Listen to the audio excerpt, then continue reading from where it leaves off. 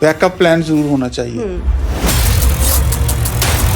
Because ये exams होते हैं, इसके बारे में नोबडी इज़ एवर श्योर कि I would ever crack it और नॉट। आई डिक्लेयर्ड कि भाई मैं नौकरी नहीं करनी। दिल्ली जाना भी हुआ आपका? क्योंकि दिल्ली जाना नहीं हुआ जी, दिल्ली दूर ही रही। 98 में पीसीएस का एग्ज़ाम हुआ, I could not get through, so I just wanted to take a break. भी ब्रेक ले लिया जाए, अब ना 2-3 साल हो गए हैं, क्या हो क्या रहा है कि I am not able to get through. और अक्सर कहा जाता है कि प्रशासन में आने के लिए फैमिली का बैकग्राउंड जो है काफ़ी बड़ा रोल प्ले करता है। My parents supported me in my Endeavour. जब नहीं भी क्वालिफाई हुए, एक बार 2 बार, उनको मेरे से ज़्यादा विश्वास था। तो प्रोमोटेड आईएएस और जो यूपीएससी के थ्रू आईएएस आते हैं, उन दोनों की ट्रेनिंग में मेन डिफरेंसेस क्या रहते हैं? उनकी ट्रेनिंग काफ़ी लंबी चलती है as compared to the officers of state cadres elevated into IAS. Revenue का काम भी देख रहे हैं, आप कोर्ट का काम भी देख रहे हैं, आप कोई फंक्शन है वो भी आप ऑर्गेनाइज कर रहे हैं, कोई इवेंट है वो भी ऑर्गेनाइज कर रहे हैं, कहीं कोई लॉ एंड ऑर्डर का इशू आ गया आप वो भी हैंडल कर रहे हैं। When you sit in the chair of the deputy commissioner. Punjab में जब फ्लड आया तो स्थिति काफ़ी ख़राब हुई। फ्लड्स इस बारी काफ़ी सीवियर सीगे जी। आई वॉज इन गुरदासपुर, काफ़ी लोगों के घरों का नुकसान हुआ, बहुत सारे लोग थे जिनके गाय भैंस पानी में बह गए। इन सभी से बाहर आने के लिए इट टेक्स टाइम। सर सारा कुछ ही चंगा जी, छोड़ो कुछ और पूछ लो। नमस्कार, स्वागत है आप सभी का ईवूक इंडिया पर और मैं हूं आपके साथ दीक्षा राठौर। और आज के पॉडकास्ट में मैं आपको एक और आईएएस ऑफिसर से मिलवाने वाली हूं। अक्सर हम जब भी आईएएस ऑफिसर या आईपीएस ऑफिसर की बात करते हैं तो वहां तक पहुंचने का सबसे पहला रास्ता जो हमारे दिमाग में आता है वो है यूपीएससी। लेकिन एक और रास्ता है जिसके थ्रू आप आईएएस ऑफिसर बन सकते हैं और वो है स्टेट सिविल सर्विसेज। तो आज के जो हमारे गेस्ट हैं आईएएस दलविंदर जीत सिंह जी, उनकी कहानी भी कुछ ऐसी है। उनका सफर जो है पीसीएस ऑफिसर से शुरू होकर आईएएस ऑफिसर तक का रहा। तो ये सफर उनका कैसा रहा, यूपीएससी से किस तरह से अलग रहा, क्या चैलेंजेस रहे, ऐसे ही बहुत से सवालों पर बात करेंगे आज के इस पॉडकास्ट में। बहुत बहुत स्वागत है सर आपका ईवूक इंडिया पर। Good evening ma'am. तो सर कैसी चल रही है लाइफ एक डीसी के पद पर, या एक डीसी की लाइफ क्या होती है? It is busy, it is full of challenges and most of the time you are occupied with one task or the other. आप आईएएस अधिकारी हैं और अक्सर हम जब आईएएस की जर्नी को देखते हैं तो हम यूपीएससी से जोड़कर देखते हैं, लेकिन आपका सफ़र ऐसा नहीं रहा। आपने जो सफ़र है पीसीएससी ऑफिसर से शुरू किया और आज आईएएस ऑफिसर तक पहुंचे हैं। तो इस सफ़र को अगर हम शुरुआत से समझना चाहें तो कब और कैसे इस सफ़र की शुरुआत हुई? We appeared in 2003 in the PPSC exam.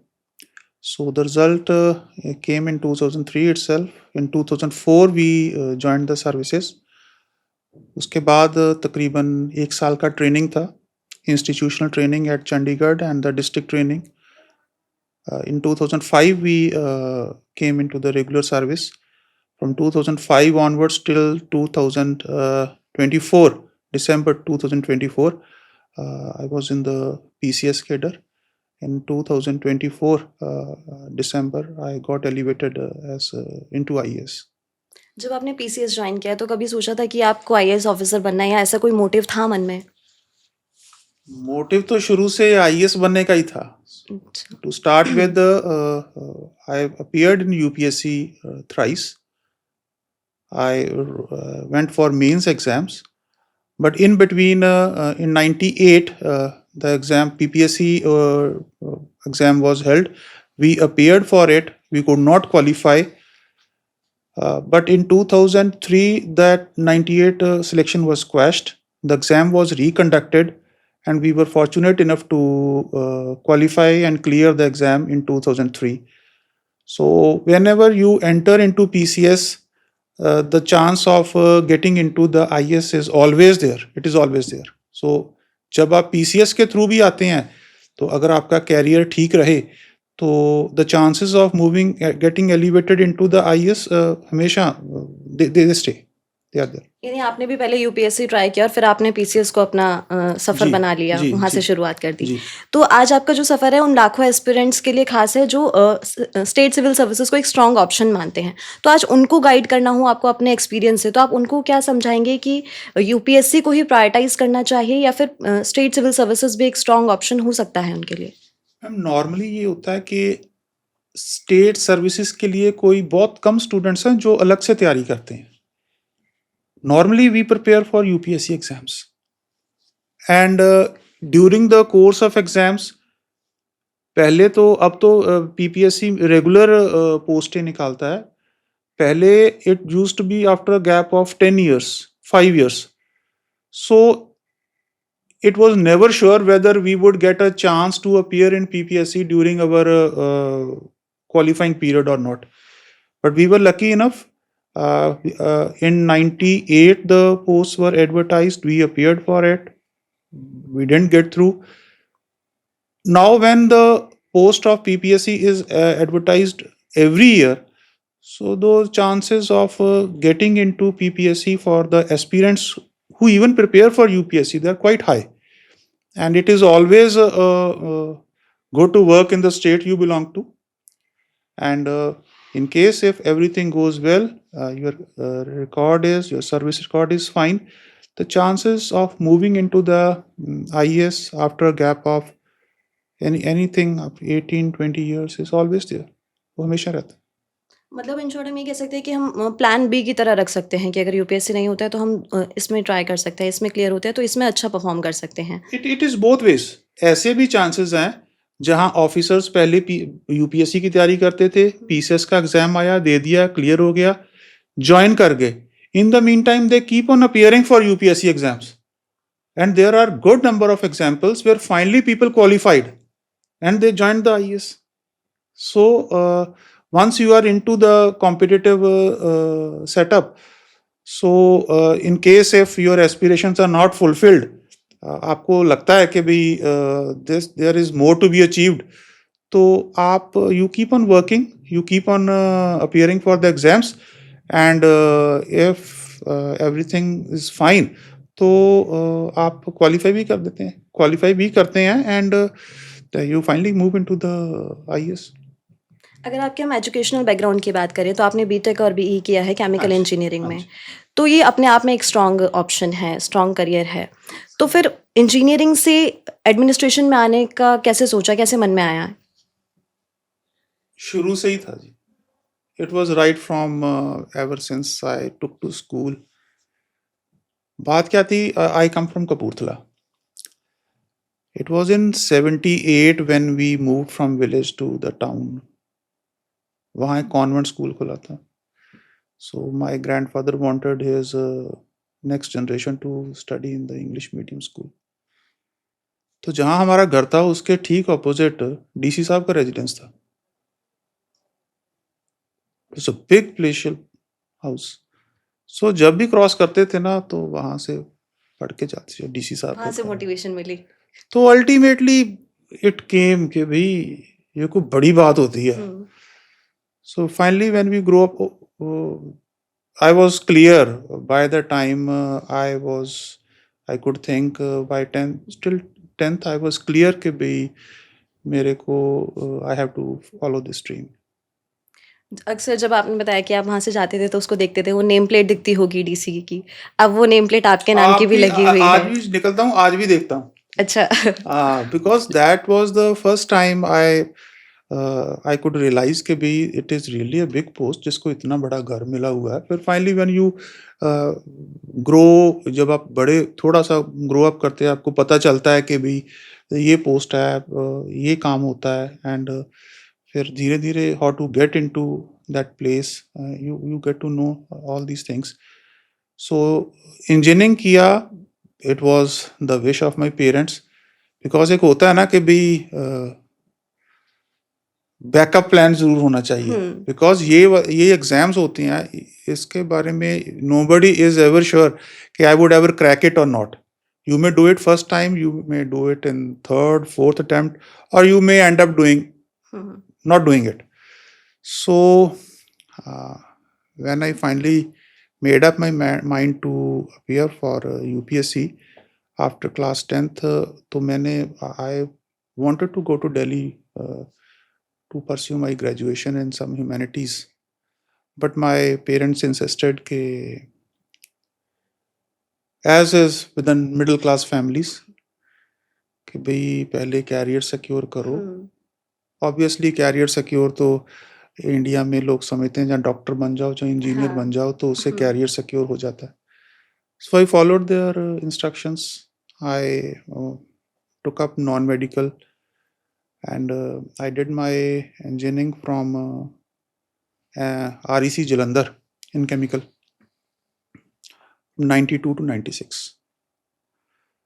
So even after completion of the after completing the engineering course, when it was about to be completed, I declared कि भाई मैं नौकरी नहीं करनी चाहिए. I won't be going for MTech or I won't be following the normal pursuit. इसके लिए घर वालों को कैसे मनाया?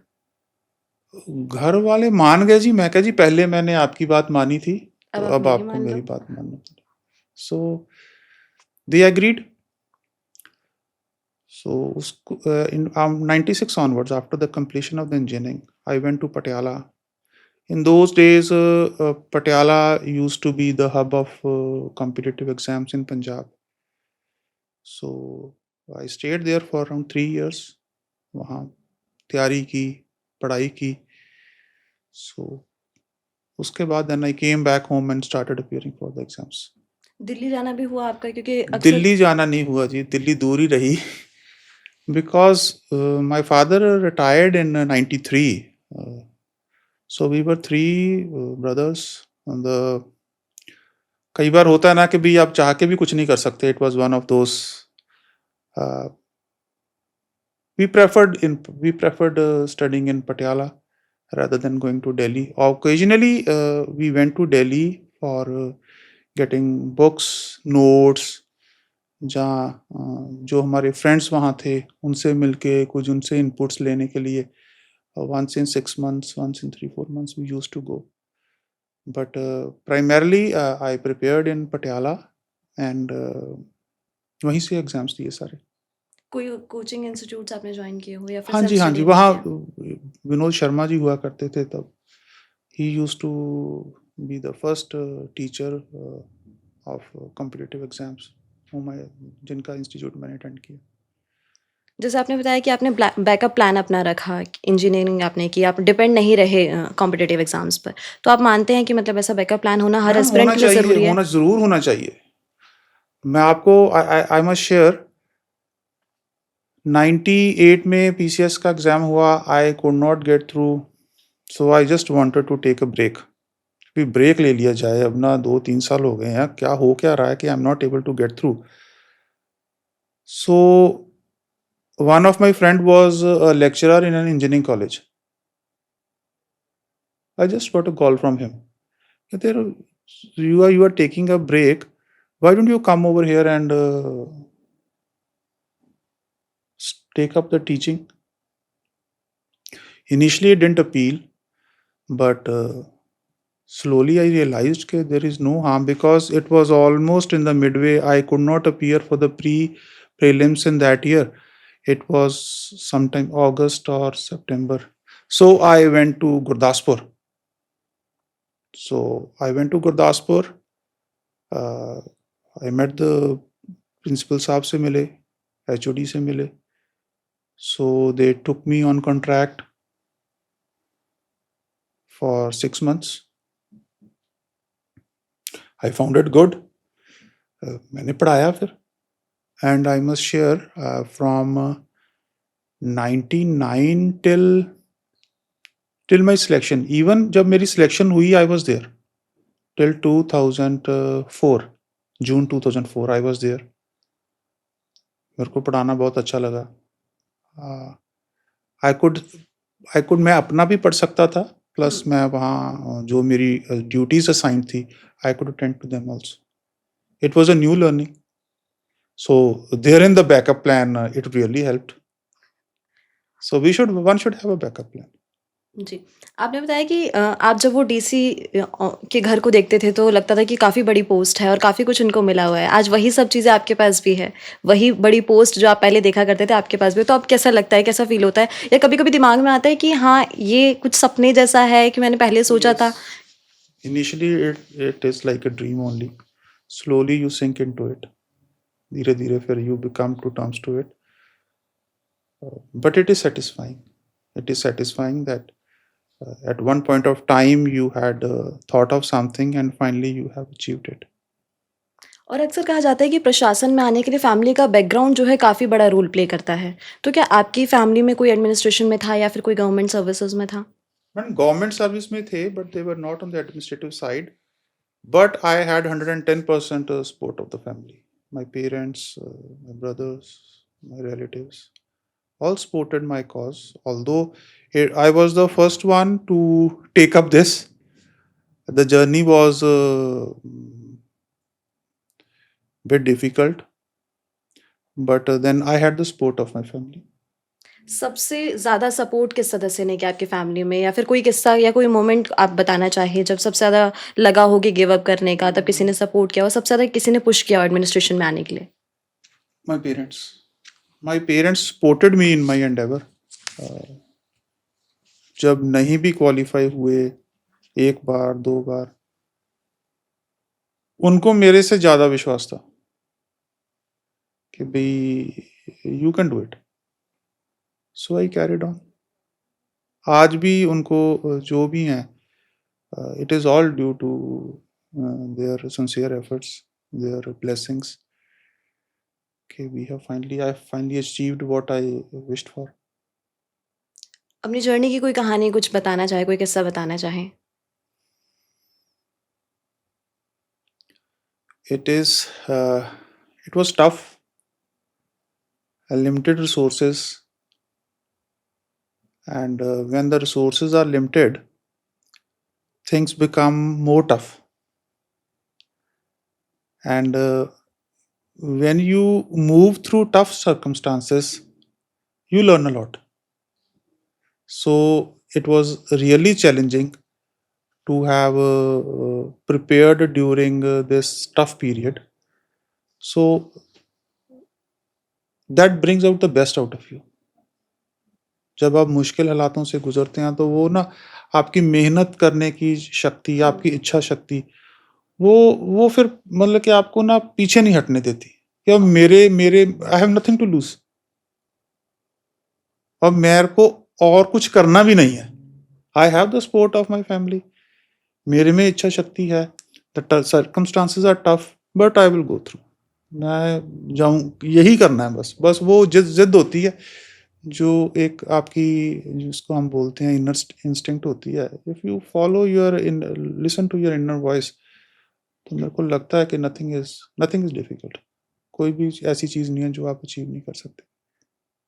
आपने बताया कि आपके समय लिमिटेड रिसोर्सेज थे। जैसे आज के समय की हम बात करें तो आज के जो एस्पिरेंट्स हैं उनके पास काफ़ी सारे ऑप्शंस हैं पढ़ाई करने के लिए भी, ग्रुप स्टडीज़ करने के लिए बहुत सारे दोस्त हैं, कोचिंग इंस्टीट्यूट्स हैं बहुत सारे, ऑनलाइन कोर्सेज़ है, सोशल मीडिया है।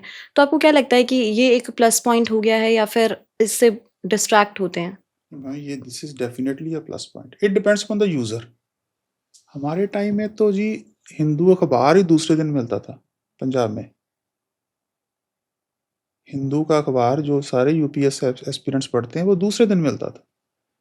बुक्स के लिए हमें दिल्ली जाना पड़ता था. ऑनलाइन का तो तब था ही नहीं. Was not there. So even with the best of intentions, the study material was latest जो जहाँ से मिल सकता था, that was Delhi. So you have to travel to Delhi to get the study material. और अब की बात देखें, अब तो ऑनलाइन कोर्सेज भी हैं. आप घर बैठ के भी पढ़ सकते हो. आप ऑनलाइन कोर्सेज ज्वाइन कर सकते हो. Books they are readily available.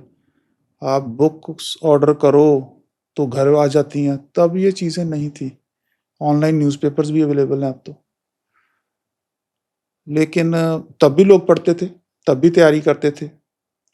So again, जैसे मैंने पहले बोला, it is all your wish. आपकी अपनी स्ट्रेंथ है, आप कैसे उसको लेके चलते हो। आप दैट्स इट। अपने प्रिपरेशन को कितना-कितना समय देते हैं? क्योंकि अक्सर अब कहा जाता है कि मतलब 8 से 12 घंटे आपको देने पड़ते हैं और आपने इतना बताया कि लगता है आपने तो जी, इंजीनियरिंग आप कर रहे थे। इतना लगता है because I took up seriously the serious studies for competitive exams after the engineering. So उसके बाद तो I was not doing any job for first 3 to 4 years. So this was the only thing I was doing. So normal 8 से 10 घंटे लग जाते हैं, devote करने पड़ते हैं because the syllabus is huge. आपको बहुत सारी चीज़ें तो आपके लिए बिल्कुल नई होती हैं। सो टाइम तो लगता ही है जी। 10 10 10 या 8 to 10 आवर्स आराम से। ओके। आपके जीवन की शुरुआत के बारे में हम बात करना चाहें तो आपका जन्म कहाँ पर हुआ? कहाँ से आपने स्कूलिंग की? I was born in Kapurthala. My schooling is from Christ King Convent School. हम सभी भाई-बहन वहाँ पढ़े, मेरे बच्चे भी वहाँ पढ़ के आए हैं। अच्छा। For initial their initial schooling is from the same school. So उसके बाद फिर then I after 6th I went to MGN Public School Jalandhar. I did my 10th from there. Then 11th 12th फिर मैंने DAV college Jalandhar से पढ़ा। तब exam हुआ करता था CET का इंजीनियरिंग के लिए और PMT का मेडिकल के लिए। सो आई अपीयर्ड इन CET। तो मेरा फिर दाखला हो गया इसमें इंजीनियरिंग में। I got the seat in REC Jalandhar. मेरे को था घर के पास है, चलो यहाँ से कर लेते हैं। It was a relatively new college but it was good college. फिर वहाँ से हुआ सर। उसके बाद then I went to Patiala 96। School college में किस तरह के स्टूडेंट थे आप? मतलब बहुत ज़्यादा पढ़ने वाले या नहीं, फिर पढ़ने बैकबेंचर थे? मेहनत करने वाले थे जी, पढ़ने वाले अच्छा। थे। कुछ और काम ही नहीं था जी। सो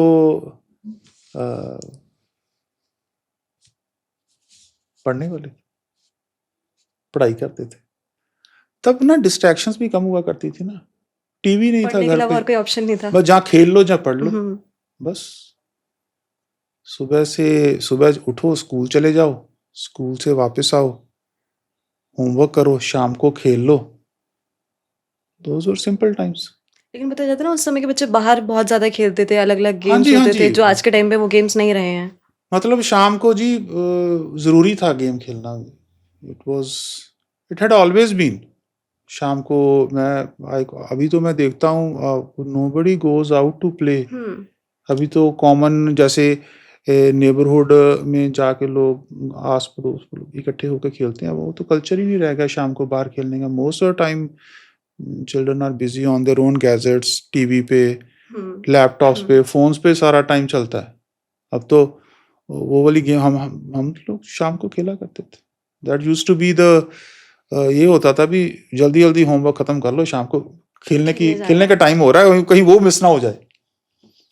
सो that used to be good, मतलब बट पढ़ने नाइस। वाले बच्चे थे लेकिन खेलने में भी हाँ पूरा-पूरा मैडम, ध्यान था। पढ़ने वाले थे, खेलते भी थे, दोनों काम करते थे। दोनों मैनेज करके चलिए। हाँ जी, हाँ जी। तो प्रीलिम्स क्लियर करने से लेकर पीसीएस में सिलेक्शन होने तक का क्या क्या पूरा प्रोसेस था और कैसा एक्सपीरियंस रहा?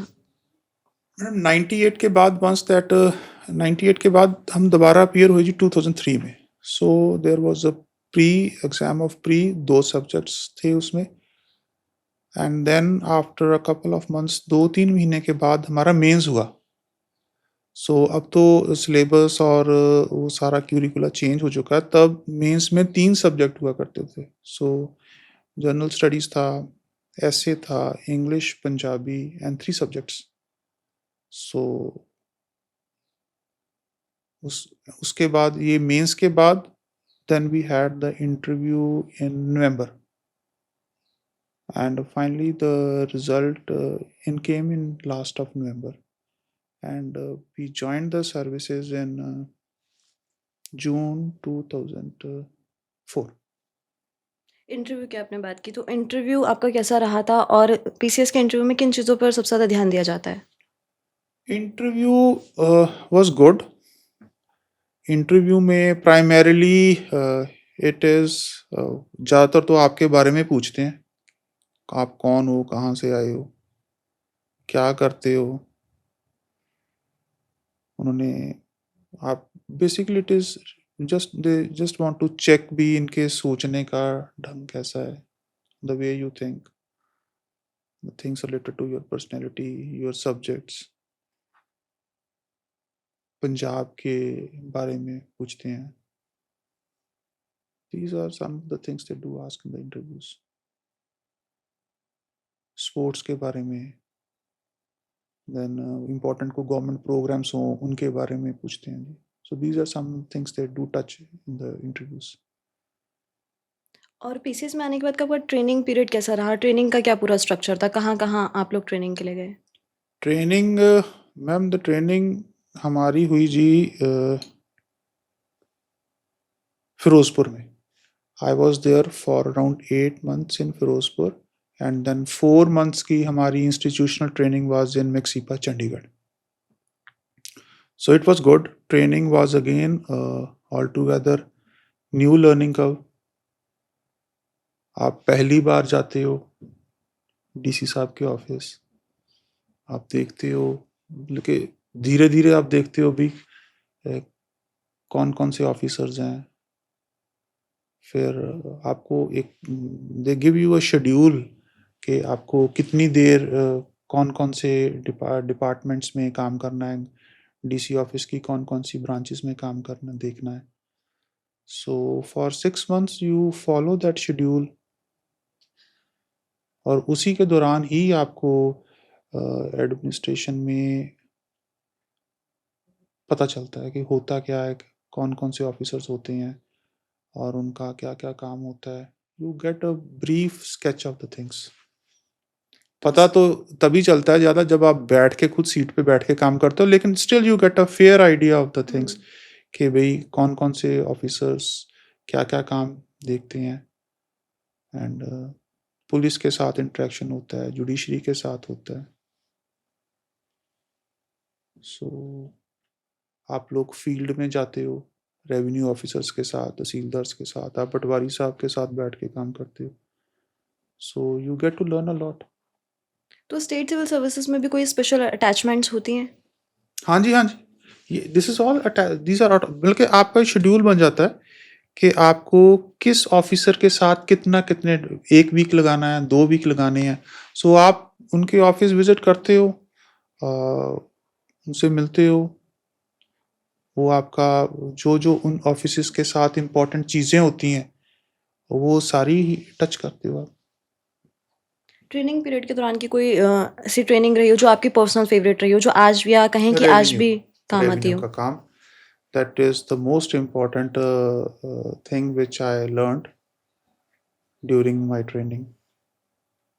रेवेन्यू का, from the SDMs, from the tehsildars, from the patwaris, from the kanungos, I enjoyed a lot, बल्कि it was something new, uh, and moreover uh, revenue is a vast field. It's a vast field, so it was good to learn. It was altogether new, नई terminology, नया system, and moreover it is connected with the land, so you could see how the system works. So that was learning one, that was enjoyable also. PCS में आने के बाद कितना समय आपने इस सर्विस को दिया और क्या-क्या रूल्स एंड रिस्पॉन्सिबिलिटीज़ आपने प्ले किए? एज PCS मैं तकरीबन 20 साल करीब नौकरी की। So it started from Ferozepur, मेरी ट्रेनिंग भी वहीं हुई, फिर मैंने 6 महीने एज AC जनरल भी वहीं काम किया। उसके बाद मैंने तकरीबन 1.5 साल I was as district transport officer Mansa. So that Mansa के बाद 2007 की इलेक्शंस में वहाँ I worked as RO for Mansa in assembly elections 2007। Elections के बाद मेरी वहाँ से बदली हुई, I came to Palath as SDM Palath, that was my home town. वहाँ मैंने तकरीबन 1.5 साल, 1.5 पौने 2 साल के करीब काम किया। That was my first substantive posting as SDM। और एसडीएम का काम आपको पता ही है, it is multifaceted job. आप रेवेन्यू का काम देख रहे हो, आप गवर्नमेंट की जो वेलफेयर स्कीम्स हैं उनको सब डिवीजन लेवल पे मॉनिटर कर रहे हो, आप इलेक्शंस का काम देख रहे हो। सो ये सारा काम एंड इवन जैसे फ्लड्स की बात करें तो in 2008 also there were severe heavy rains and floods in the subdivision where I was posted. So in उन दिनों में भी मुझे रिलीफ में और रिहैबिलिटेशन में काम करने का मौका मिला। उसके बाद I went to Bathinda as STM Bathinda. So वहाँ इलेक्शंस था।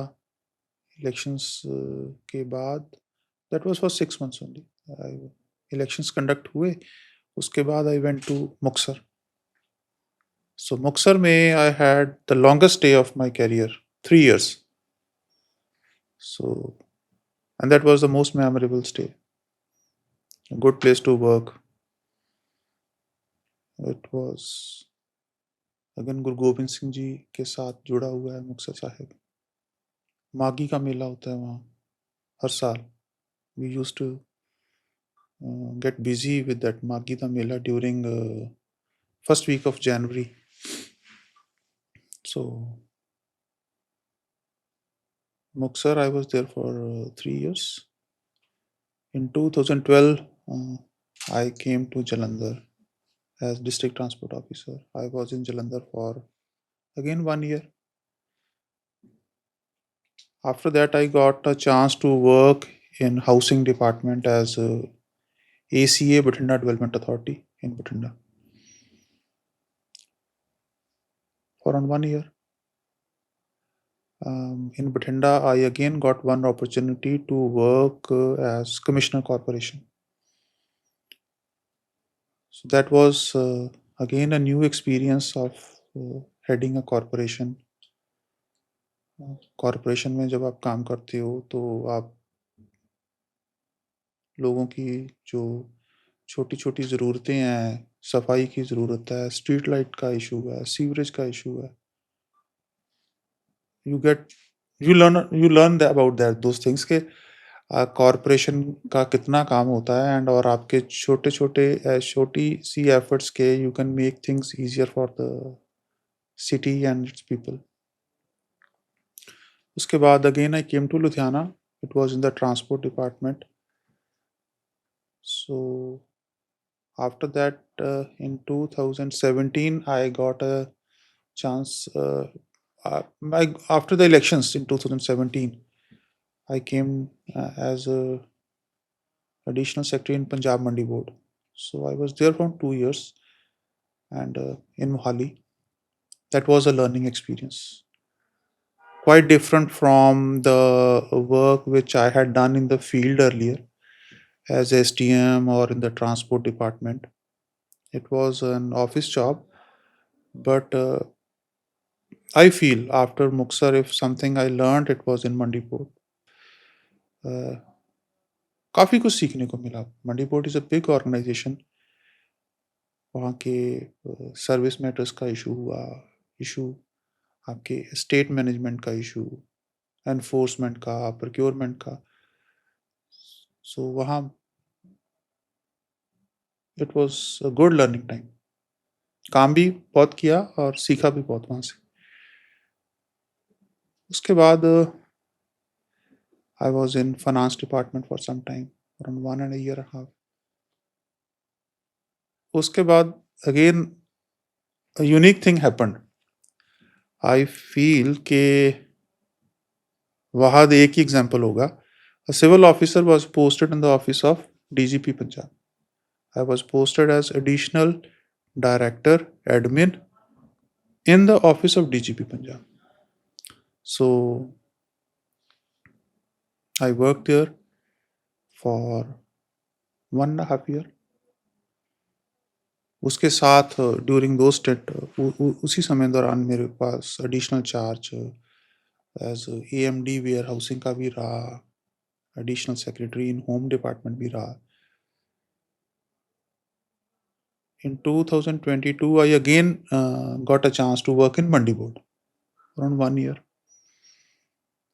So after Mandi board, it was relatively comfortable because I had already served there. मैं फिर तकरीबन 1 साल के करीब वहाँ रहा. After Mandi board, I got a new assignment as OST to Chief Secretary Punjab. So I worked there for one year and a half. वहीं से फिर हमारा जो सिलेक्शन मीटिंग हुआ यूपीएससी में, and 7 of us were elevated into IS. So it was from the office of Chief Secretary Sir that we went for training, and on completion of the training, I joined as a Deputy Commissioner in Gurdaspur. So that was the journey from the first day till elevation. तो PCS officer रहते हुए काफ़ी लंबा सफ़र आपका रहा, काफ़ी अलग-अलग जगह, अलग-अलग हाँ जी. डिपार्टमेंट में आपने काम किया। लेकिन कोई सबसे ख़ास पल आपका कौन-सा रहा इस सफ़र में? ऑफिस जॉब का देखें तो the stay in mandi board was memorable. Okay, you get on to a new track, you get to see new things because जो आप कन्वेंशनली अब तक करते आ रहे हो उससे थोड़ा सा हटके है. आप ऑफिस जॉब है, आप you deal with the files, you see a new setup, you see a new organization, you see an organization जिसमें which has a huge manpower working in it, जिसकी अपनी प्रॉपर्टीज़ हैं, जिसको जिसको आप time to time dispose of करना होता है. You prepare a calendar for the disposal of the properties. जो जितना इंफ्रास्ट्रक्चर होता है प्रोक्योरमेंट के लिए, वो सारा मंडी बोर्ड का है. जहाँ आप मंडी बोर्ड की मंडीज़ हैं, फोकल पॉइंट्स हैं. So that exercise goes twice a year जो आप प्रोक्योरमेंट का काम करते हैं. So it was a new learning thing which I enjoyed a lot. It was a good tenure in mandi. इस सफ़र से काफ़ी कुछ सीखा और काफ़ी हाँ ज़्यादा जी, एन्जॉय किया। बहुत कुछ सीखा जी. इट वॉज एंजॉयबल एंड सीखने को भी बहुत कुछ था. Plus my bosses in mandi board were really good. So अगर बॉस अच्छे हों तो फिर यू लर्न अ लॉट. जी। पीसीएस ऑफिसर से आईएएस ऑफिसर बनने का एक्चुअल प्रमोशन प्रोसेस क्या होता है? It is by seniority. So seniority के हिसाब से ही आपकी पहले जब आप सिलेक्शन कमेटी की मीटिंग में कंसिडरेशन जोन्स बनते हैं. सो इट इज़, आप ऐसा कह सकते हो कि भाई जब आपकी बारी आएगी अब तभी बनोगे, if your service record is fine. जब आपका रिकॉर्ड ठीक है, आपका सर्विस रिकॉर्ड ठीक है, तो you will move into the, आपकी वो केसेस थ्रू हो जाएंगे, आपका एलिवेशन ठीक हो जाएगा. सो उसमें टाइम है आपके, सीनियरिटी वाइज ही टाइम आएगा. दिस कैन बी, कुछ लोग 18 ईयर्स में हो जाते हैं, कुछ इससे पहले भी हो सकते हैं. In our case it was almost 20 years. PCS officer से आईएएस ऑफिसर बनी, तो उसके बाद का क्या पूरा प्रोसेस था? क्या आप भी लबासना गए थे ट्रेनिंग के लिए? हाँ जी ma'am, we also went to LBSNAA in February 25, and we were there for around 6 weeks. So 6 हफ्ते के करीब वहाँ रहे, and it was a good experience, learning as well as enjoyable experience. There were around more than 120 uh, officers from the different states. So it was a good interaction. Plus there were regular classroom studies. There were interactive sessions. They took us to trekking. They took us to Tehri Dam, and we even went to 10 days of Bharat Darshan also. So it was traveling in a group of 15 to 20 people. You travel together, you visit places, आप वहाँ की best practices देखते हो, वहाँ वहाँ की जो important places है आप उनको विजिट करते हो, और वापस आके आपको उनकी सभी की प्रेजेंटेशन भी देनी पड़ती है. So you share the experiences with you सभी के साथ. Every group has to make a presentation of the entire visit. So in this way जो हर ग्रुप बाकियों के लिए it becomes a learning experience. जो हम जिन जगहों पे हम जाके आए वहाँ का तो हमने देख लिया, but when we make a presentation, जो हम अपनी चीज़ें बाकी ग्रुप्स के साथ इन हाउस शेयर करते हैं, तो that becomes a learning for one and all. तो प्रोमोटेड आईएएस और जो यूपीएससी के थ्रू आईएएस आते हैं, उन दोनों की ट्रेनिंग में मेन डिफरेंसेस क्या रहते हैं? मैडम, जो स्टेट सर्विसेज की है, we already have 1 year training. मैंने जैसे पहले बताया आपको, तकरीबन 8 महीने की ट्रेनिंग होती है फील्ड में as a PCS officer, and 4 महीने की मैक्सीपा में होती है इंस्टीट्यूशनल ट्रेनिंग. सो उसके बाद एलिवेशन के बाद induction training is for 6 weeks, whereas for IAS it is around for 1 year, 1.5 year. उनकी ट्रेनिंग काफ़ी लंबी चलती है as compare to the officers of state cadres elevated into IAS. उनका उनका ट्रेनिंग तकरीबन 6 weeks का होता है, the first induction training. Okay, promotion आपका हुआ, आप आईएएस बने, फिर उसके बाद जब आईएएस का टैग आपको मिला पहली बार, तो वो कैसी फीलिंग थी, क्या थॉट्स थे मन में? It was good. It was like mission accomplished. It was like God is kind enough. God has blessed with something which you had aspired for since your childhood and your younger days. It was बहुत अच्छा था. कुछ चीज़ें हैं जिनको आप बयां भी नहीं कर सकते. It was one of those. आपके सभी को खुश देखे, आपकी जो खुशी है इट मल्टीप्लाइज. आपके पेरेंट्स खुश हैं, आपके बच्चे खुश हैं, आपके दोस्त मित्र चाहने वाले खुश हैं. So you become doubly happy.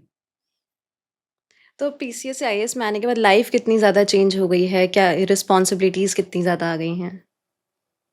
बढ़ जाती हैं जी, because as PCS officers we work as SDMs और we work as ADCs.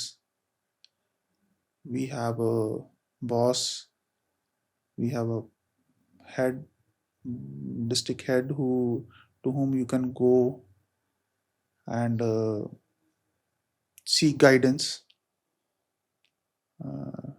But as a district head, you are at the front.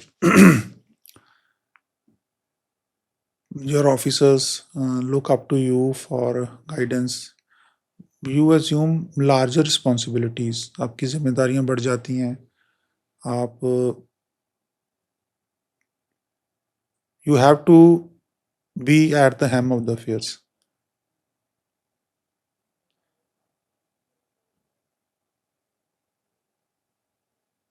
आप किसी के पास, मतलब कि आप नहीं जा सकते किसी के पास कि भाई इसके बारे में बताओ. You have to carry your team. आपको अपनी टीम को कैरी करना पड़ता है. उनकी अगर उनको कोई मुश्किल आ रही है उसका भी ध्यान रखना पड़ता है. जो आपको जो इंस्ट्रक्शंस हैं, कोई प्रोग्राम्स हैं स्टेट गवर्नमेंट के, you have to coordinate with the different departments of the district. उनको सी थ्रू करने के लिए, उनको कैरी फॉरवर्ड करने के लिए, basically you have to coordinate with other departments for achieving their goals. मतलब पावर के साथ-साथ रिस्पॉन्सिबिलिटीज़ भी Yes, काफ़ी ज़्यादा yes, बढ़ जाती हैं। yes. Responsibilities ज़्यादा है. They are more as compared to any other things. आपका पीसीएस ऑफिसर के तौर पर डेली रूटीन क्या रहता था और अब आप जब आईएएस ऑफिसर बन गए हैं तो उस डेली रूटीन में क्या चेंजेस आ गए हैं? Madam, as a PCS officer, when you are SDM, it is like you are wearing many hats. आप रेवेन्यू का काम भी देख रहे हैं, आप कोर्ट का काम भी देख रहे हैं, आप कोई फंक्शन है वो भी आप ऑर्गेनाइज कर रहे हैं, कोई इवेंट है वो भी ऑर्गेनाइज कर रहे हैं, कोई कहीं कोई लॉ एंड ऑर्डर का इशू आ गया आप वो भी हैंडल कर रहे हैं. So you are handling one sub division, you are having your team of officers at the sub division. आप उसको यू रन इट, आप उसको चलाते हैं. And you report your reporting authority is the deputy commissioner. But जब आप when you sit in the chair of the deputy commissioner, so उसमें यह है कि भी you have your SDMs, you have the other district officers, each the most of the roles they are defined. You act as a coordinator among different departments just to see that the programs of the government, the schemes, the welfare schemes of the government, they achieve their desired results. So basically, as a deputy commissioner, you act as a coordinator of different departments. क्या promoted IAS को extra challenges face करने पड़ते हैं ground level पर या क्या difference रहते हैं? मैम डिफरेंसेस तो नहीं है, बट ये है कि when you are an IAS it doesn't make much difference. जब आप कोई भी पोस्ट ऑक्यूपाई करते हो जो केडर पोस्ट है आईएएस की, तो उसमें तो फिर there is no issue. It doesn't make a difference whether you are promoted officer और यू आर आरआर. बाकी ये ज़रूर कहूँगा कि भाई जो ones who come from the state cadre who are promoted, उनके पास एक्सपीरियंस ज़रूर रहता है ज़्यादा. That is one advantage which we have. Mostly we see 18 to 20 years का experience है. So moreover we are working in the same state. हो सकता है कि उस जगह में आप you are more familiar with the things. So that certainly helps. Help रहती है. अभी अक्टूबर 2025 में आपको अमृतसर का डीसी नियुक्त किया गया है। इससे पहले आप गुरदासपुर में डीसी थे जो कि बॉर्डर डिस्ट्रिक्ट है। तो वहाँ का एक्सपीरियंस कैसा रहा या फिर क्या चैलेंजेस रहे डीसी रहते हुए? After elevation into IAS, it was my first assignment. It went well. I was there for around 7 months. उसके दौरान काफ़ी कुछ हो गया इन 7 months में. So there was Operation Sandur during my tenure in Gurdaspur. It was first of its kind, the thing which we had experienced. Then after some in August, आप सभी को पता है कि भी फ्लड्स काफ़ी फ्लड की वजह से नुकसान हुआ. काफ़ी देर तक वो फ्लड्स की प्रॉब्लम बनी रही. तो उसके बाद फिर after the flood receding of floods, the program of rehabilitation started. So for all the 7 months, we were busy on one account or the other. But I must say it was first assignment. My team was really good, and we could handle most of the situations well. कभी ऐसा नहीं लगा कि भाई things have gone out of our hands.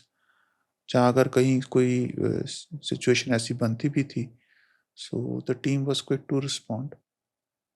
और इन सभी में वहाँ के लोगों का, वहाँ के ऑफिसर्स का बहुत कोऑपरेशन रहा।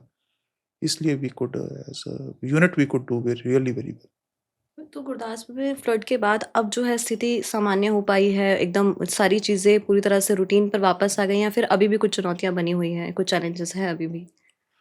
फ्लड्स के बाद it takes time before things come back to normal because काफ़ी areas they were silted, they were washed away और काफ़ी जगह पे जो एग्रीकल्चरल लैंड थी that became unfit for cultivation because of silt, deposition of silt, especially the land close to the river. काफ़ी लोगों के घरों का नुकसान हुआ। बहुत सारे लोग थे जिनके गाय भैंस पानी में बह गए या वो उनकी डेथ खत्म हो गई। सो इन सभी से बाहर आने के लिए it takes time. So hopefully जैसे अब धीरे धीरे कॉम्पेंसेशन बन रहा है, government as well as other NGOs, they are coming forward to help the farmers to make their land cultivable. Things would come back to normal soon. Punjab में जब flood आया तो स्थिति काफ़ी ख़राब हुई, तो एक डीसी के तौर पर आपका दिन उस समय पे कैसे गुज़रता था? मैडम फ्लड्स इस बारी काफ़ी सीवियर सीगे जी। I was in Gurdaspur. So floods ਦੇ season normally it starts in July. ਜਦੋਂ ਬਾਰਿਸ਼ਾਂ ਦਾ ਸੀਜ਼ਨ ਸਟਾਰਟ ਹੁੰਦਾ ਹੈ, ਸੋ ਪੰਜਾਬ ਵਿੱਚ ਨਾਰਮਲੀ ਜੋ ਫਲੱਡਸ ਦਾ ਹੁਣ ਤੱਕ ਆਏ ਨੇ ਉਹਨਾਂ ਦਾ ਇਹ ਹੁੰਦਾ ਕਿ ਜਦੋਂ ਵੀ ਹਿਲਸ ਦੇ ਵਿੱਚ ਜ਼ਿਆਦਾ ਬਾਰਿਸ਼ ਹੋਏਗੀ ਤੇ ਰਿਵਰ ਉਹ ਪਾਣੀ ਜਦੋਂ ਤੁਹਾਡਾ ਥਰੂ ਰਿਵਰਸ ਚੋ ਨਾਲਿਆਂ ਦੇ ਰਾਹੀਂ ਤੁਹਾਡੇ ਦਰਿਆਵਾਂ 'ਚ ਆਏਗਾ ਐਂਡ ਜਿੱਥੇ ਵੀ ਕਿਤੇ ਤੁਹਾਡਾ ਐਮਬੈਂਕਮੈਂਟ ਕਮਜ਼ੋਰ ਹੋਈ, ਤੁਸੀਂ ਬੰਨ ਕਮਜ਼ੋਰ ਹੋਇਆ, ਜੇ ਉਹਦੇ 'ਚ ਬਰੀਚ ਹੋਈ ਤਾਂ ਵੋਲਿਊਮ ਪਾਣੀ ਦਾ ਬਹੁਤ ਜ਼ਿਆਦਾ ਹੁੰਦਾ, ਉਹਦੇ ਨਾਲ ਵੀ ਗੈਟ ਫਲੱਡਸ। ਸੋ ਗੁਰਦਾਸਪੁਰ ਦੇ ਵਿੱਚ ਜਿਸ ਤਰ੍ਹਾਂ ਮੈਂ ਇਫ ਆਈ ਟੈਲ 23 ਦੇ ਵਿੱਚ ਵੀ ਫਲੱਡਸ ਆਏ ਸੀ। There was a breach in embankment on Beas and around 35 villages were flooded. So this time we were cautious. ਇਹਦੇ ਵਿੱਚ ਸਾਡੀਆਂ ਟੀਮਸ ਰੈਗੂਲਰਲੀ ਬਣ ਜਾਂਦੀਆਂ। ਸਾਡੇ ਆਫੀਸਰਸ ਜਿੰਨੀ ਰੇਨਫਾਲ ਹਿਮਾਚਲ 'ਚ ਹੁੰਦੀ ਹੈ ਜਾਂ ਰਾਵੀ ਤੇ ਬਿਆਸ ਤੇ ਕੈਚਮੈਂਟ ਏਰੀਆ ਵਿੱਚ ਹੁੰਦੀ ਹੈ, we keep tab on it. We keep eye on the releases of the dams ਕਿ ਕਿੰਨਾ ਪਾਣੀ ਆ ਰਿਹਾ, ਬਿਕੋਜ਼ ਹਰ ਰਿਵਰ ਦੀ ਇੱਕ ਨਾ ਹੁਣ ਤੱਕ ਦੀ ਹਿਸਟਰੀ ਅਨੁਸਾਰ ਉਹਨਾਂ ਦੀ ਕੈਰਿੰਗ ਕੈਪੈਸਿਟੀ ਹੁੰਦੀ, what is the safe carrying capacity. ਉਸ ਅਨੁਸਾਰ ਹੀ ਇਹਨਾਂ ਦੇ ਐਮਬੈਂਕਮੈਂਟਸ ਵਗੈਰਾ ਸਟਰੈਂਥਨਡ ਹੋਏ ਹੁੰਦੇ ਨੇ। So that is the first thing to be done in the morning. So ਅਸੀਂ ਆਪਣੇ ਜਿਹੜੀ ਟੀਮ ਬਣੀ ਹੁੰਦੀ ਹੈ ਇਹਦੇ ਵਿੱਚ ਸਪੈਸ਼ਲੀ ਐਕਸੀਅਨ ਡਰੇਨੇਜ ਨੇ who gets the reports, you appoint one nodal officer for it, so he gets all the rainfall reports and the future forecast, the releases from the dams and all that. ਫਿਰ depending upon it you decide the sequence of the events for the day. So as far as things are normal, but still you keep a plan. You make the teams. The teams are primarily under the SDMs. Evacuation centers are made. We know कि भी जेकर इस area ਦੇ ਵਿੱਚ flood ਆਇਆ, these villages would be affected. ਜੇਕਰ ਇਹ ਪਿੰਡਾਂ ਵਿੱਚ ਪਾਣੀ ਆਉਂਦਾ ਤਾਂ ਇਹ ਪਿੰਡ ਵਾਸੀਆਂ ਨੂੰ ਅਸੀਂ ਕਿੱਥੇ ਲੈ ਕੇ ਆਉਣਾ। So those relief centres are made or evacuation centers are made, and ਜੇਕਰ ਇੱਕ ਇਵੈਕੂਏਸ਼ਨ ਸੈਂਟਰ ਦੇ ਵਿੱਚ ਲੋਕ ਆਉਂਦੇ ਨੇ, ਉੱਥੇ ਉਹਨਾਂ ਦੇ ਖਾਣੇ ਦਾ, ਬਿਜਲੀ ਦਾ, ਪਾਣੀ ਦਾ, ਜੇ ਜਾਨਵਰ ਵੀ ਨਾਲ ਆਪਣੇ ਨਾਲ ਮੱਝਾਂ ਗਾਵਾਂ ਲੈ ਕੇ ਆਉਂਦੇ ਨੇ, ਉਹਨਾਂ ਦੇ ਫੋਡਰ ਦਾ, it becomes a complete unit. So ਉਹ ਸਾਰੀਆਂ duties are made well in advance. So this exercise is done well in time, so that in case of any emergency, the things can be put in place. Things are well in place. So ਇਸ ਵਾਰੀ ਜਦੋਂ floods ਦੀ ਪਹਿਲੀਆਂ ਸਾਨੂੰ reports ਆਉਣੀਆਂ ਸ਼ੁਰੂ ਆਈਆਂ regarding heavy rainfall in Himachal and huge volumes of water coming in the chos and other nalas। ਸੋ ਅਸੀਂ advance ਦੇ ਵਿੱਚ ਜਿਹੜੇ ਲੋ ਲਾਈਂਗ ਵਿਲੇजेस ਸੀਗੇ, ਉਹਨਾਂ ਨੂੰ ਐਡਵਾਂਸ ਦੇ ਵਿੱਚ ਜਾ ਕੇ we try to reach out to them ਕਿ ਬਈ ਤੁਸੀਂ ਆਪਣਾ ਇੰਪੋਰਟੈਂਟ ਸਮਾਨ ਵਗੈਰਾ ਇਕੱਠਾ ਕਰਕੇ ਰੱਖੋ। ਇਨ ਕੇਸ ਸਿਚੁਏਸ਼ਨ ਖਰਾਬ ਹੁੰਦੀ ਹੈ ਤਾਂ ਤੁਹਾਨੂੰ ਇਸ ਜਗ੍ਹਾ 'ਤੇ ਅਸੀਂ ਲੈ ਕੇ ਚੱਲਾਂਗੇ। For every villages we had appointed one person who was in touch with all the villages. Gurdaspur ਦੇ ਵਿੱਚ there I must narrate there is a peculiar problem of 7 villages across Ravi.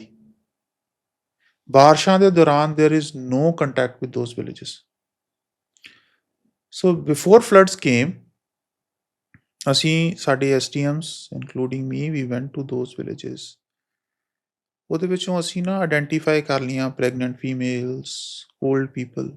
ਅਸੀਂ ਉਹਨਾਂ ਨੂੰ ਪਹਿਲਾਂ ਹੀ ਐਡਵਾਂਸ ਬਿਫੋਰ ਦ ਫਲੱਡਸ ਅਸੀਂ ਇਹ ਦੱਸਤਾ ਸੀਗਾ ਕਿ ਵੀ ਤੁਸੀਂ ਕ੍ਰੋਸ ਕਰਕੇ you can come on to this side mainland. ਅਸੀਂ ਉਹਨਾਂ ਦੇ ਹਸਪੀਟਲਸ ਦੇ ਨਾਲ ਟਾਈ ਅਪ ਕਰਵਾਤਾ ਕਿ either you can stay in the hospital ਔਰ ਜੇਕਰ ਤੁਸੀਂ ਇੱਥੇ ਨਹੀਂ ਰਹਿਣਾ ਚਾਹੁੰਦੇ, ਤੁਸੀਂ ਤੁਹਾਡੇ ਜੇਕਰ ਰਿਲੇਟਿਵਸ ਹੈਗੇ ਨੇ, ਤੁਸੀਂ ਉਹਨਾਂ ਕੋਲ ਰਹਿ ਲਓ। ਬਿਕੋਜ਼ ਉਹ ਸਿਚੁਏਸ਼ਨ ਕਈ ਵਾਰੀ ਕੋਈ ਯੂ ਨੈਵਰ ਨੋ, ਯਕਦਮ ਪਾਣੀ ਆ ਜਾਏ ਅਤੇ ਉਹਨਾਂ ਨੂੰ ਉੱਧਰੋਂ ਲਿਆਉਣਾ ਮੁਸ਼ਕਿਲ ਹੋ ਜਾਏਗਾ। ਸੋ ਉਹ 7 ਵਿਲੇजेस ਦੀ ਬਾਰੇ we had we have visited those villages. ਅਸੀਂ ਉਹਨਾਂ ਨੂੰ ਟਾਈਮ ਟੂ ਟਾਈਮ ਜਿੰਨੀਆਂ ਵੀ ਸਾਡੇ ਕੋਲ ਅਪਡੇਟਸ ਹੁੰਦੀਆਂ ਸੀਗੀਆਂ ਅਸੀਂ ਉਹਨਾਂ ਨਾਲ ਸ਼ੇਅਰ ਵੀ ਕੀਤੀਆਂ। ਮਤਲਬ ਕਿ ਐਮਰਜੈਂਸੀ ਵਾਸਤੇ you have to remain prepared. We set up a control room ਜਿੱਥੇ ਵੀ ਵੈਨ ਦੈਟ ਰੂਮ ਐਂਡ ਦਾ number is shared with everyone. ਜਿਸ ਕਿਸੇ ਨੂੰ ਵੀ ਲੋੜ ਹੁੰਦੀ ਹੈ ਉਹ ਉੱਥੇ ਕਾਲ ਕਰਕੇ ਉਹਨਾਂ ਨੂੰ ਜਿਹੜੀ ਰਿਕੁਆਇਰਮੈਂਟ ਹੈ, ਜੇ ਇਵੈਕੂਏਸ਼ਨ ਦੀ ਕੋਈ ਕਾਲ ਆਉਂਦੀ ਹੈ, ਡਿਸਟ੍ਰੈਸ ਕਾਲ ਆਉਂਦੀ ਹੈ, ਉਹ ਉਹਨਾਂ ਨੂੰ ਸੁਣ ਲੈਂਦੇ ਨੇ। ਜੇਕਰ ਕਿਸੇ ਨੂੰ ਕਿਸੇ ਰਿਲੀਫ ਮਟੀਰੀਅਲ ਦੀ ਲੋੜ ਹੈ ਉਹ ਉੱਥੇ ਪਹੁੰਚਾਇਆ ਜਾ ਸਕਦਾ ਹੈ। And I wood say during these floods people came forward to help the people in distress। ਚਾਹੇ NGO ਸੀਗੀਆਂ, ਚਾਹੇ ਇੰਡੀਵਿਜੂਅਲਸ ਸੀਗੇ, ਚਾਹੇ ਆਰਗੇਨਾਈਜੇਸ਼ਨ ਸੀਗੀਆਂ, everyone handsomely contributed। ਅਸੀਂ ਫਿਰ ਉੱਥੇ ਇੱਕ ਆਫਿਸ ਆਇਡੈਂਟੀਫਾਈ ਕੀਤਾ ਵਿੱਚ ਸਾਡਾ ਹਿਊਜ ਹਾਲ, ਜਿੱਥੇ ਅਸੀਂ ਸਾਰਾ ਜਿਹੜਾ ਸਮਾਨ ਆਉਂਦਾ ਸੀਗਾ ਇਨਕਲੂਡਿੰਗ ਫੋਡਰ, ਐਨੀਮਲ ਫੀਡ, ਅਸੀਂ ਸਾਰਾ ਉੱਥੇ ਸਟੈਕ ਕਰਦੇ ਸੀ। ਜਿੱਥੋਂ ਜਿੱਥੋਂ ਦੀ ਸਾਡੇ ਕੋਲ ਫਿਰ ਇੱਕ ਸ਼ਾਮ ਪਹਿਲਾਂ we would raise the demand, we would ask the SDMs what is your requirement. ਕਿਸੇ ਦੀ ਫੋਡਰ ਦੀ ਡਿਮਾਂਡ ਆ ਗਈ, ਫੂਡ ਪੈਕਟਸ ਦੀ ਡਿਮਾਂਡ ਆ ਗਈ, ਟਰਪੋਲੈਂਸ ਦੀ ਡਿਮਾਂਡ ਆ ਗਈ, ਮੈਡੀਸਿਨਸ ਦੀ ਡਿਮਾਂਡ ਆ ਗਈ। ਸੋ ਫਿਰ ਅਸੀਂ ਜਿਹੜਾ ਸਾਡਾ ਵੇਅਰ ਹਾਊਸ ਸੀਗਾ ਉੱਥੋਂ ਫਿਰ ਜਿੰਨੀ ਉਹਨਾਂ ਨੂੰ ਲੋੜ ਹੁੰਦੀ ਸੀ we would send it to the SDMs। ਸੋ ਇਸ ਦੇ ਵਿੱਚ ਸਾਰਿਆਂ ਨੇ ਬਹੁਤ ਕੰਟਰੀਬਿਊਟ ਕੀਤਾ। This was and this exercise it went on for a full 15-20 days till the water receded।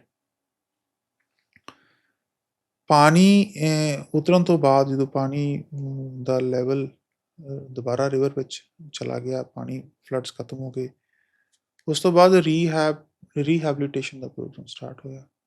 We started off with disbursement, we prepared the ਕਿੰਨਾ ਫਸਲਾਂ ਦਾ ਕਿੰਨਾ ਨੁਕਸਾਨ ਹੋਇਆ, ਕਿੰਨਾ ਜਾਨਵਰਾਂ ਦਾ ਨੁਕਸਾਨ ਹੋਇਆ, ਕਿੰਨਾ ਘਰਾਂ ਦਾ ਨੁਕਸਾਨ ਹੋਇਆ, ਉਹ ਅਸੀਂ ਸਾਰਾ ਤਿਆਰ ਕਰਕੇ ਰਿਪੋਰਟ ਤਿਆਰ ਕਰਕੇ we asked for the funds came, we dispersed.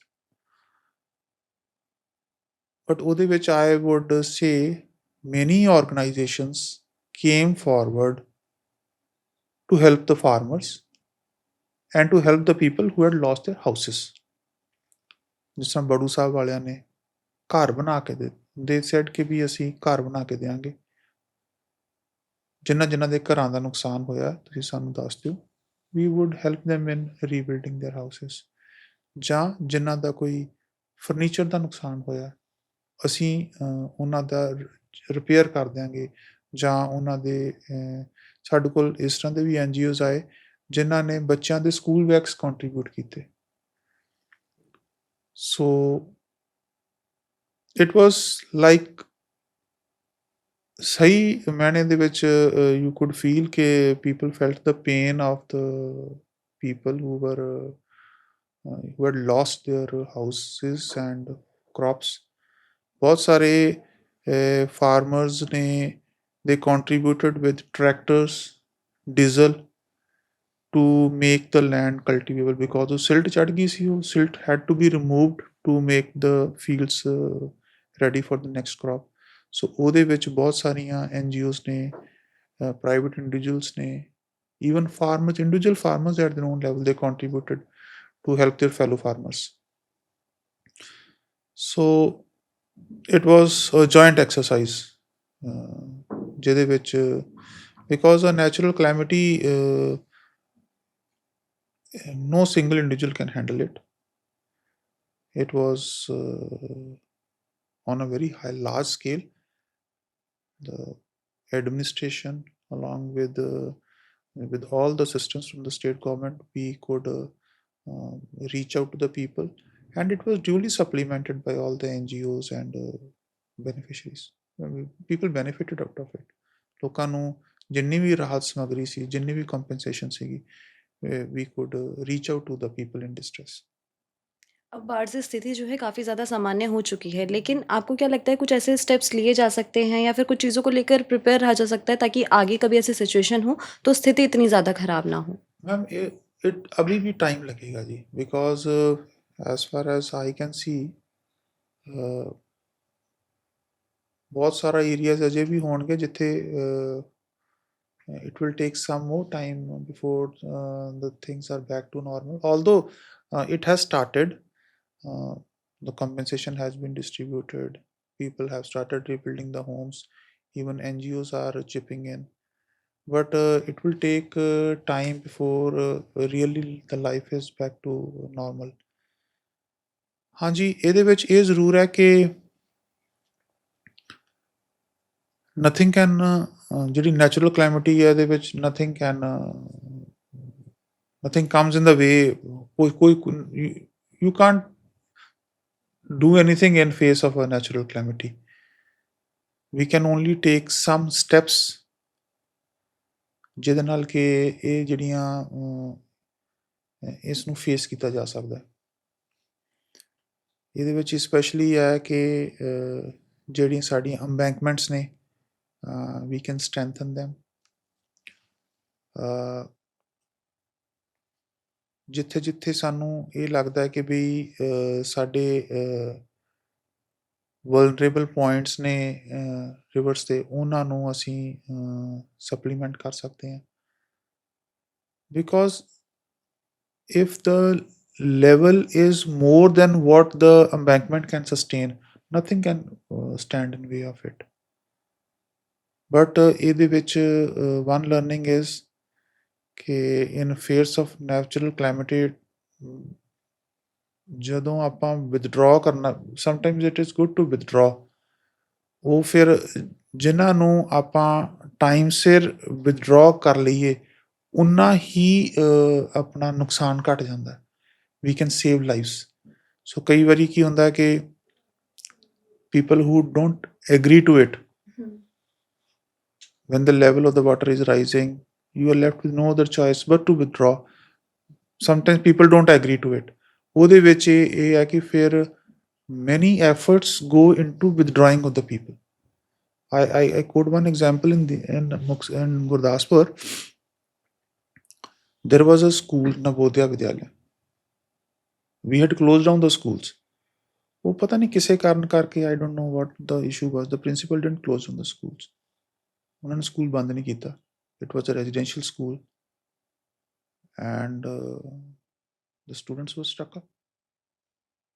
One full day of NDRF and the resources of the district, it went into evacuating all the students and the teachers from the school. So this is we can we have to sensitize the people to respond to the sensitive situations. If we are able to take a right decision at the right time, loss of life can be avoided. Okay. And same efforts can be used some other place to save many more people. जी। गुरदासपुर आप रहे, आपने वहाँ पर काम किया, तो वहाँ की कोई जगहें कुछ जो आपको पसंद हो, जिसके बारे में आप चाहें कि लोगों को भी एक्सप्लोर करनी चाहिए, जो लोग भी यहाँ आते हैं? Madam, Gurdaspur is a wonderful place. The bird sanctuary है केशवपुर शंभ. It is a nice place to visit. There is one memorial in Kanuvan, Chota Kallukara. Then there is this one ਡੇਰਾ ਦੇ ਵਿੱਚ ਜਿਹੜਾ ਉਹ ਬਣਿਆ, there's a Gurdwara Sahib in Dera Baba Nanak. Then there is a corridor, although it is closed now, but then it is again, it's wonderfully made. Religious and historical places, Gurdwara Kand Sahib ne Guru Nanak Dev Ji ne associated है. These are some of the good places which can be seen. अब आप अमृतसर में DC के पद पर नियुक्त हैं और यहाँ पर भी बाढ़ से हालात काफ़ी ज़्यादा ख़राब हुए थे, काफ़ी सारी वीडियोज़ भी सामने आई थी। तो अब यहाँ पर सिचुएशन कैसी है? कितना इम्पैक्ट है अभी भी? ड्यूरिंग फ्लड्स आप सभी को पता है, मेरे से पहले मैडम साक्षी थे, उन्होंने और उनकी टीम ने बहुत अच्छा काम किया. By the time I came, it was the distribution of compensation, crop compensation and livestock compensation, along with जो houses का compensation था, वो distribution of compensation was going on. So वो हमने उस disbursement को time to time daily reviews करके हमारी कोशिश रही है कि जितने भी फ्लड अफेक्टेड किसान हैं, चाहे उनकी क्रॉप्स का कंपनसेशन है, चाहे उनके घरों का है, चाहे उनके लाइव स्टॉक का है, वो उनके अकाउंट्स में चला जाए. और we had been successful in that also. काफ़ी हद तक हमारा तकरीबन 90% of the compensation has been dispersed now. So उसको हम रेगुलर रिव्यूज़ करके अपने एसडीएम्स के साथ रिव्यू करके we were able to get it dispersed. हमें मुश्किलें आई, थोड़ी बहुत मुश्किलें आई इसमें डिस्पर्समेंट में, लेकिन finally we have been able to disperse it successfully.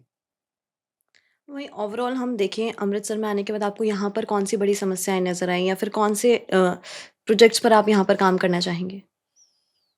Amritsar is a big place, busy place, गुरु की नगरी है जी. सो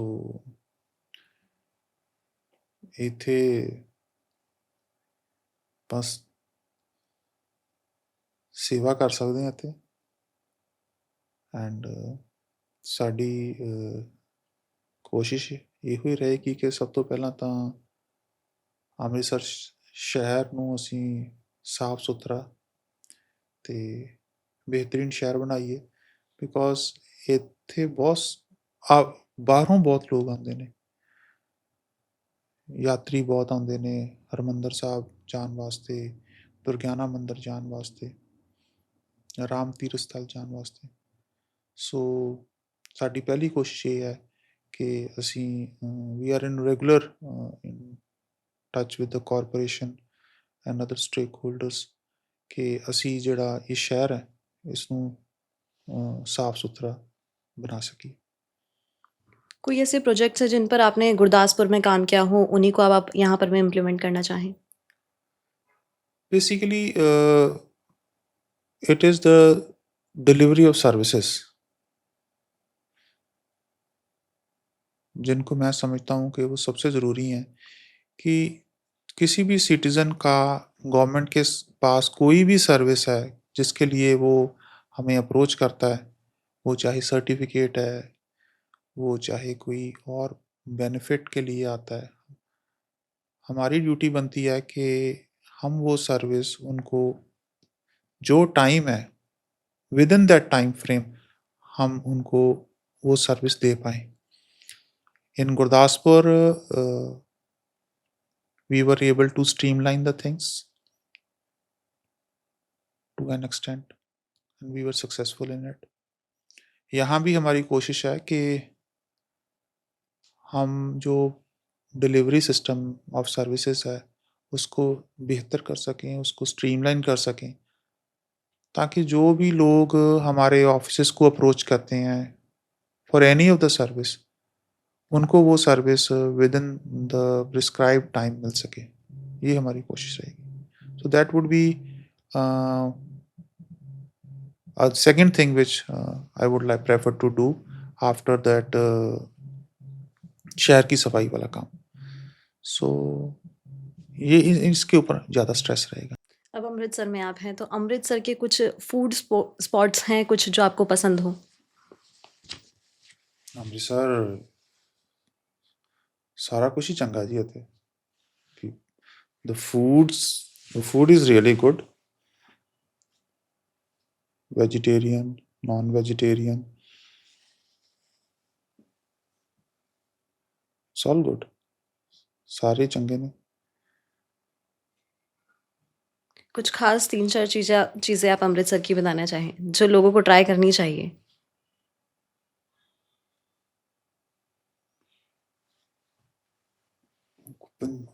ਅੰਮ੍ਰਿਤਸਰ ਦੇ ਤੇ ਜੀ ਕੁਲਚੇ ਹੀ ਸਭ ਤੋਂ ਮਸ਼ਹੂਰ ਨੇ, ਠੀਕ ਹੈ ਨਾ ਜੀ। ਕੁਲਚੇ ਹੋ ਗਏ, ਲੱਸੀ ਹੋ ਗਈ, ਹਾਂ। Amritsar is famous for it. At the same time, Amritsar is also famous for non-veg food. It depends upon ਕਿ ਕਿਸ ਨੂੰ ਪਸੰਦ ਹੈ। ਅਕੋਰਡਿੰਗਲੀ ਹਰ ਇੱਕ ਦੀ ਪਸੰਦ ਅਨੁਸਾਰ ਹਰ ਚੀਜ਼ ਹੈਗੀ ਹੈ।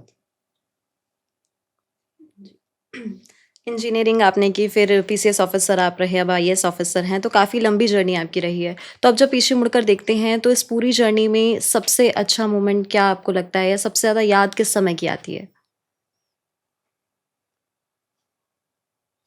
The day I entered the service and the day I was elevated to IAS, दो सबसे यादगारी पल हैं, दोनों बहुत इम्पोर्टेंट। ओके सर, अब एक रैपिड फायर लेंगे सर। ऑफिस वर्क या फील्ड विजिट, क्या सबसे ज़्यादा पसंद है? Field visits. आईएएस की लाइफ में सबसे बड़ा sacrifice? Family. Favourite district spot to relax after work? घर। घर के अलावा कुछ और जहाँ आपको सबसे ज़्यादा जाना पसंद हो, जब आप खाली टाइम में आप वहाँ पे जाते हो? दरबार साहब। ओके, आपके दिन का सबसे peaceful moment? First half an hour in the morning, जिसमें आप बिल्कुल शांति में बैठते हैं, all to your own self. Okay, tea या कॉफ़ी? चाय, टी। फेवरेट पंजाबी सॉन्ग या फिर कोई singer? Diljit Dosanjh. Okay, favourite movie? Three idiots. Okay, favourite app जो सबसे ज़्यादा आप यूज़ करते हो? WhatsApp. Apart from WhatsApp? I only use WhatsApp. Okay, online shopping या ऑफलाइन शॉपिंग? ऑफलाइन।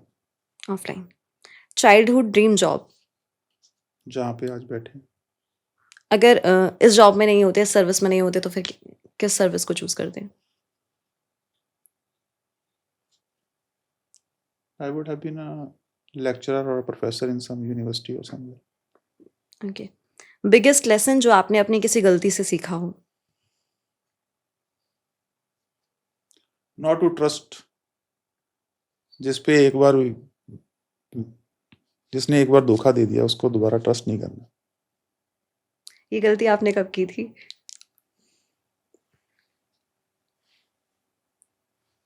2012 में during one of my postings. Okay. Favourite quote? All is well. Okay. One motto in your life? Follow your instincts. Okay. अब आखिर में youth को या फिर aspirants को या ओवरऑल ऑडियंस को कोई मैसेज देना चाहेंगे?